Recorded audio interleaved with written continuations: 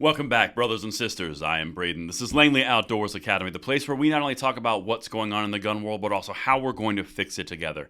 And the content that we're going to cover tonight is so crucially important for you to understand. The Republicans, they just dropped the ball at such an epic level.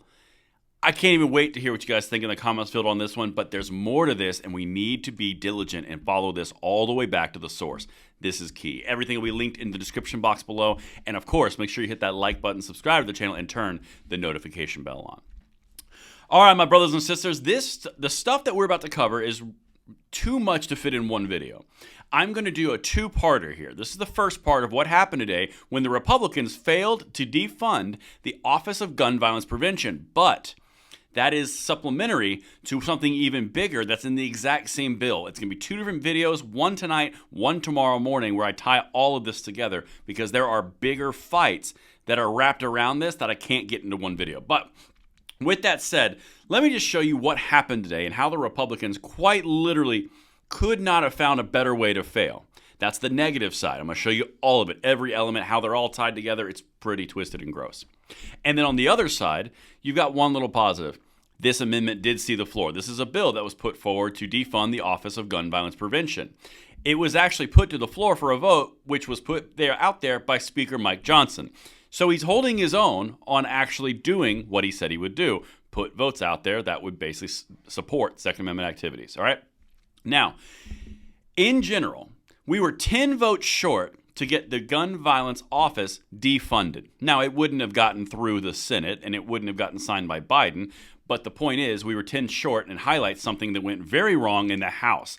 That's what I'm about to show you, okay? Now, this is all around this bad boy. This is a Appropriations Bill, which we covered recently. Remember that whole thing where it's defunding the ATF overreaches and all things of that nature? That's what we're going to dive into, what's actually happening on part 2 tomorrow morning. That's what this is around. So this was an amendment, and it was H.R. 4664. This was defunding the Office of Gun Violence Prevention. But this is the part that I want to show you that's so crucial, particularly when you tie who voted against it on the Republican side with who was not voting for Jim Jordan in the speakership fight. It's amazing the things that show up, and then I'm going to show you who didn't vote, who could have made this happen. This is probably not going to make you too happy, but let's get into this. So here's the vote from today. We had 208 ayes and 212 noes. The number was 218 to get to. Keep that in mind, 218, okay? The first thing I want to show you here is the list of people who voted no. The squares that you see in both yellow and red and additionally in blue are all Republicans, okay? Now I'm going to break this down for you. If you're looking at this chart and you contrast it to who voted against Jim Jordan, the two red here, the two red squares, and I've got them side by side for you, Lawler and Chavez DeRemer, both of them refused to get on board with Jim Jordan. Okay, well, you voted against defunding the Office of Gun Violence Prevention and you voted against Jim Jordan. Okay, you're starting to show a pattern of concern. That's on just that piece of who didn't vote for Jim Jordan. I'll get to that, the rest of this in a second. This blue square down here, Fitzpatrick, Brian Fitzpatrick from Pennsylvania is a absolute gun-controlling Republican. He's the only Republican who voted for the assault weapons ban of 2022 under Nancy Pelosi. He runs the caucus, the Problem Solvers Caucus, with a bunch of other Democrats, and that's where you get all of the gun bills coming from the Republican side. Very, very anti-gun Republican. Okay. Then the yellow ones here, these are all Republicans, like things like from New Jersey. But then you have Nancy Mace, and this is an interesting one because she's a pretty staunch conservative until this came around. Now, that's what we've got on who did not vote and contrasting it to who did not vote for Jim Jordan. Now, that would be one thing. Remember that number, though, 218? Well, again, if you're at 208 and we needed 218 to get this through, that means you're missing 10 people. Well, if any of those people that I just showed you, the 8 no votes, could have easily turned it into a smaller number, this may have happened, and you might find this very interesting. So here are the people who did not vote.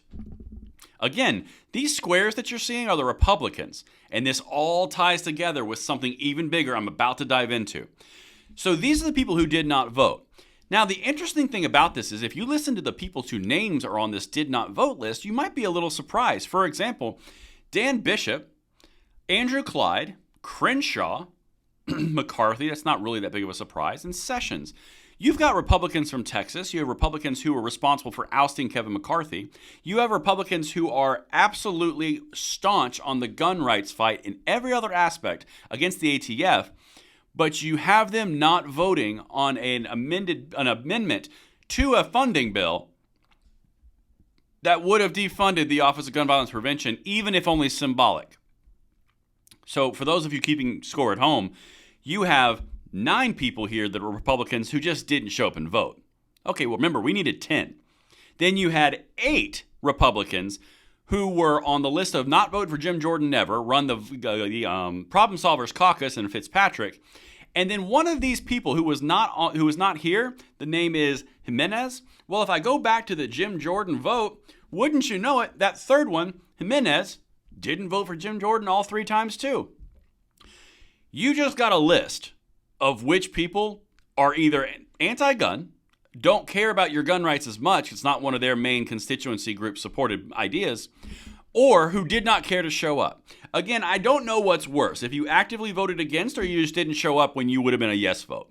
For example, Dan Bishop in North Carolina, Andrew Clyde, he runs a gun shop and he led the charge on the continuing resolution to get rid of Congressional Review Act to get rid of the ATF's overreach on pistol braces. Then you had Dan Crenshaw, who claims that he's a Republican through and through and all about gun rights. This could not have been a bigger screw up on the Republican side in this independent amendment.